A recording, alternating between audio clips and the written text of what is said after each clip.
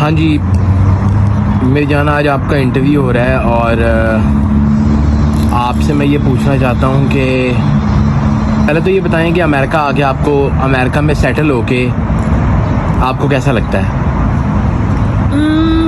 अब बहुत अच्छा लगना शुरू हो गया। जब मैं स्टार्ट में आई थी मुझे अच्छा नहीं लगता था। लाइक मुझे पाकिस्तान की बहुत ज़्यादा याद आती थी, फैमिली बहुत याद आती थी। फिर आहिस्ता आहिस्ता पहले हमें जोया पैदा हुई, फिर जयान पैदा हुआ। जयान के पैदा होने के बाद तो इतनी मेरी लाइफ यहाँ पे बिजी हो गई है और ऊपर से हम लोग माशाल्लाह ट्रैवल भी बहुत करते हैं, कभी कहीं कभी कहीं कभी कहीं कभी कहीं, तो इस वजह से अब मुझे बहुत अच्छा लगता है। अब मुझे अच्छा लगना शुरू हो गया। अच्छा, वेरी गुड।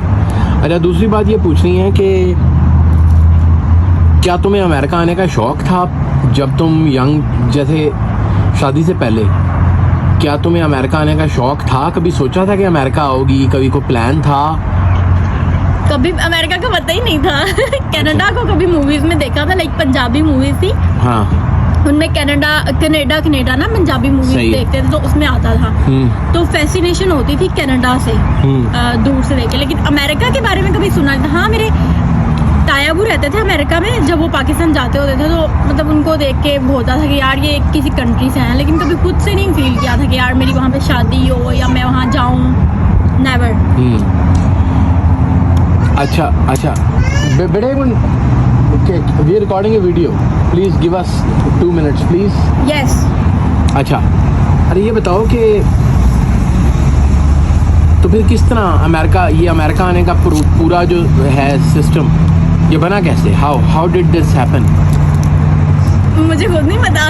नहीं, मगर बताओ ना, कैसे मुलाकात हुई हमारी और कैसे शादी हुई? उस वक्त क्या ज़हन था और क्या हुआ, कैसे?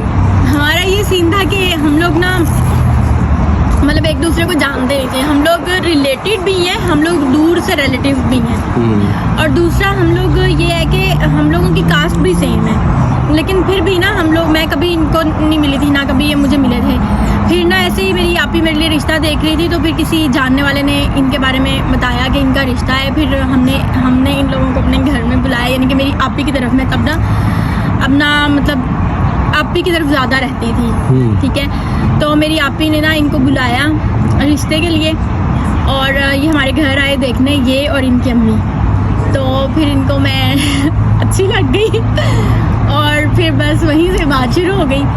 फिर ऐसा हुआ कि सेंटर में मतलब काफ़ी टाइम बात चलती रही, लेकिन मैं श्योर भी नहीं थी, क्योंकि मुझे भी डर लगता था यार, अमेरिका एक बहुत दूर कंट्री है।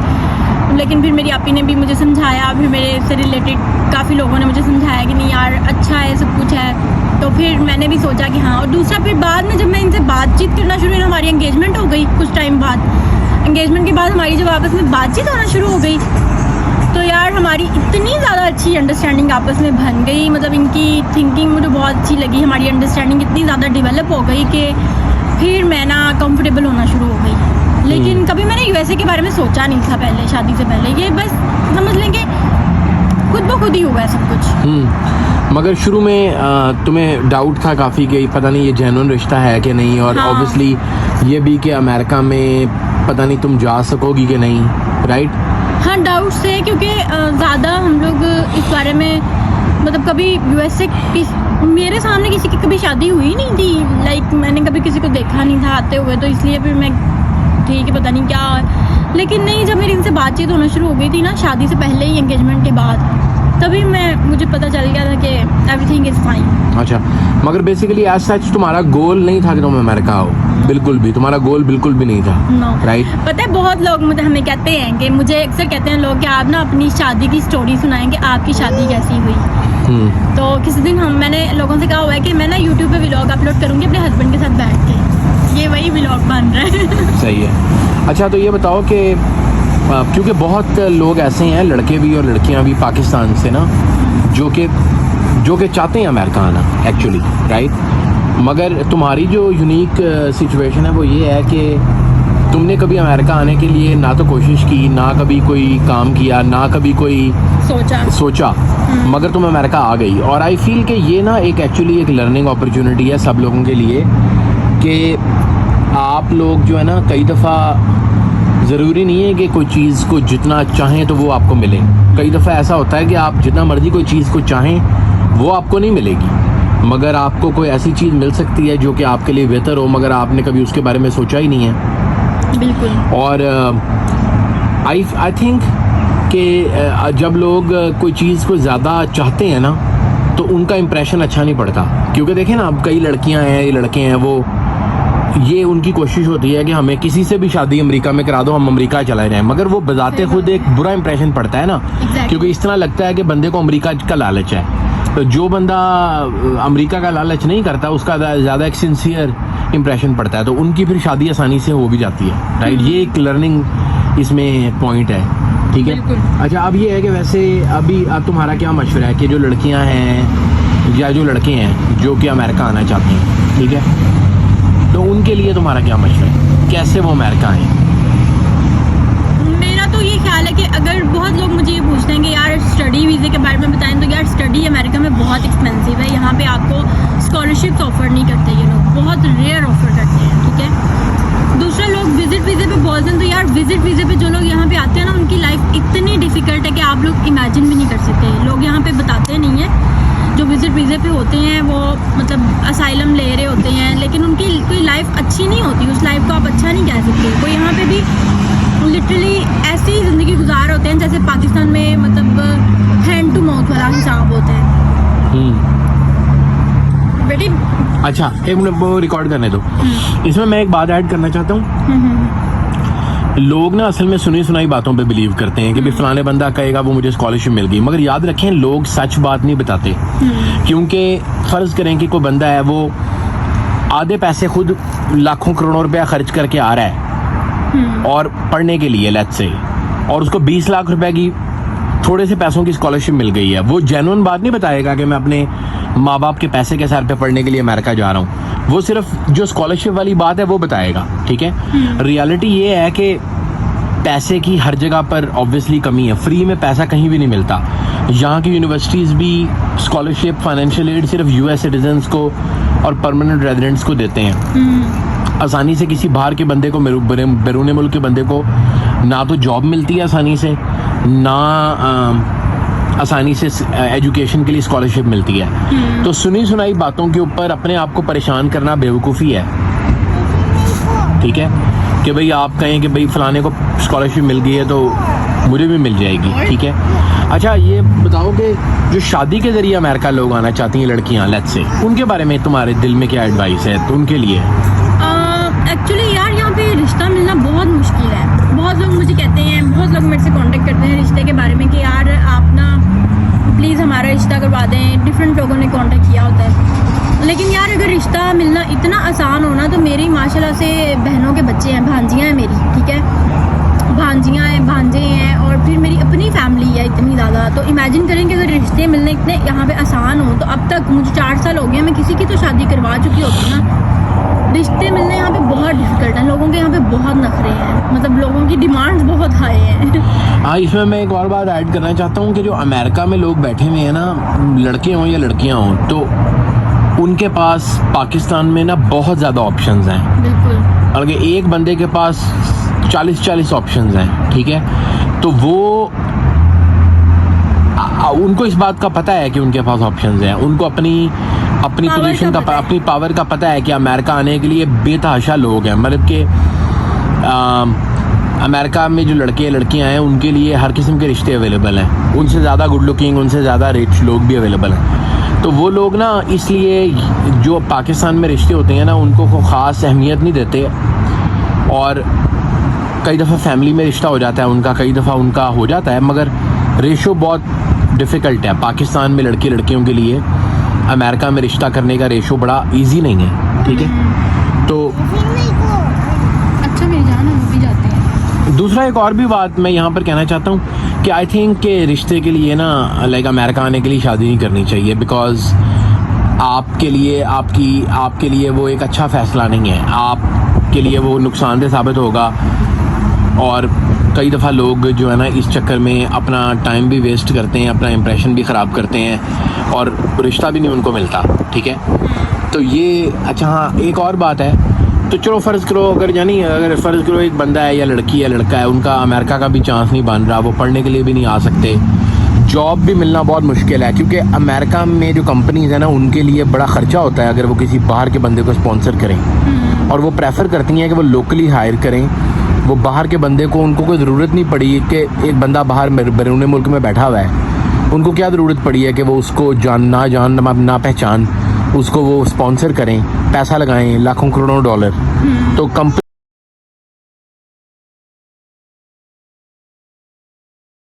हाँ, तो अच्छा मैं ये कह रहा था कि कंपनीज के लिए ना लाइक लोगों को इस बात को समझना चाहिए कि कंपनीज भी वैसे ही सोचती हैं जैसे इंसान सोचते हैं, क्योंकि अल्टीमेटली कंपनीज भी लोगों से ही बनी हुई है ना। तो कंपनीज भी अपने फ़ायदे के लिए सोचती हैं। कंपनीज के लिए अगर उन्होंने बंदा रखना है, उनके लिए इस चीज़ की सेंस नहीं बनती, हाईली क्वालिफाइड हो, हाईली क्वालिफाइड हो, से किसी और यूनिवर्सिटी खासतौर पे अमेरिका जैसे मुल्क में ग्लोबल कंपटीशन है। लाइक अमेरिका में ये नहीं है कि सिर्फ आप पाकिस्तान में अगर आप बहुत अच्छे मार्क्स लेके भी पास हुए हैं, आप समझते हैं कि आप बहुत टैलेंटेड हैं, मगर ग्लोबल स्केल पे इंडियंस के साथ भी यहाँ पर इंडियंस भी हैं, चाइनीज़ भी हैं, वो आपसे भी ज़्यादा केपेबल हो सकते हैं। तो कंपनीज के लिए ना कोई इंसेंटिव नहीं है कि वो पाकिस्तान से किसी को स्पॉन्सर करें। कंपनीज का लाखों डॉलर खर्च होते हैं पैसे किसी को स्पॉन्सर करने में। बिल्कुल।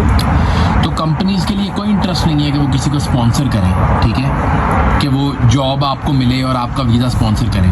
हाँ, अब आप लोग ये कहेंगे कि कई लोगों के बारे में आपने सुना है, अब उनकी अपनी स्टोरी है। कई लोग पाकिस्तान में बहुत एक्सपीरियंस्ड होते हैं, उनका मल्टीनेशनल आईटी कंपनीज में एक्सपीरियंस होता है, उनका चांस होता है कि उनको पहले उनकी कंपनी स्पॉन्सर करे और फिर बाद में फिर वो यहाँ पर स्पॉन्सरशिप लें, ठीक है। तो ये आसान नहीं है जॉब के एस्पेक्ट से ना यहाँ पर आना, ठीक है। अच्छा, दूसरी बात ये बहुत लोग ना विजिट वीज़े के बारे में पूछते हैं कि विजिट वीज़े पे आके वो कैसे सेटल्ड हो सकते हैं। मुझे ज़्यादा क्वेश्चंस ये आ रहे हैं। अच्छा, हाँ, अब ये देखें कि विजिट वीज़े पे के बारे में ये है कि पहले नंबर पर विजिट वीज़ा आसानी से लगता ही नहीं है, क्योंकि पाकिस्तान में डेली 500 लोग इंटरव्यू के लिए जाते हैं एम्बेसी में, और 500 में से कोई मेरा ख्याल है 20-30 लोगों का वीज़ा लगता है, बाकी सब लोगों का वीज़ा रिजेक्ट होता है। और एक ऑब्वियसली वीज़े की फ़ीस 55-60 हज़ार रुपया तकरीबन वीज़े की फ़ीस है। रिजेक्ट वो इस बेस पे करते हैं कि अगर उनको ये शक होता है ना कि ये लोग वहाँ जाके सेटल होने की कोशिश करेंगे, तो वो इसी बात पर रिजेक्ट करते हैं। वो कहते हैं कि आपके पाकिस्तान में आपके इतने रूट स्ट्रॉन्ग होने चाहिए, आपके हालात पाकिस्तान में इतने अच्छे होने चाहिए कि आपको ज़रूरत ही ना हो कि आप अमेरिका में जाके सेटल हों, ठीक है। और ज़्यादातर लोग जो वीज़े के लिए अप्लाई करते हैं वो उनके लिए ये बात ट्रू नहीं है, क्योंकि वो तो चाहते ही हैं कि वो अमेरिका जाएं और असाइलम के लिए अप्लाई करें। अच्छा, अब असाइलम का ये सीन है कि जब आप अमेरिका विजिट वीज़े पर आते हैं तो आप असाइलम के लिए अप्लाई कर सकते हैं, डेफिनेटली वो एक लीगल एक्ट है,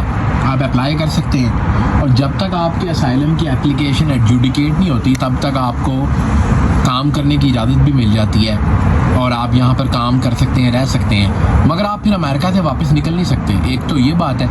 दूसरी बात, जो भी लोग आपको यहाँ पे नज़र आते हैं ना, जो आपको लगता है कि बहुत टाइम से पाकिस्तान नहीं गए हुए, वो लोग बताते नहीं है, लेकिन वो लोग असाइलम पे हैं सब, मतलब वो लोग होते हैं। हाँ, और दूसरा ये कि जब आपका केस फाइनल होगा तो ज़रूरी नहीं है कि वो आपके हक में हो, और अगर वो आपके ख़िलाफ़ हो जाता है तो बेसिकली इसका मतलब है कि आपका कोई लीगल स्टेटस नहीं होगा, जिसका मतलब है कि ना आप आसानी से यहाँ पर कोई घर ले सकते हैं, ना आप आसानी से गाड़ी ले सकते हैं, ना आप क्रेडिट के ऊपर या मतलब कि लोन के ऊपर कोई भी चीज़ ले सकते हैं, ना आप स्टूडेंट लोन ले सकते हैं, आपके बच्चों के लिए पढ़ना भी मुश्किल है, सारा कुछ मुश्किल है, ठीक है।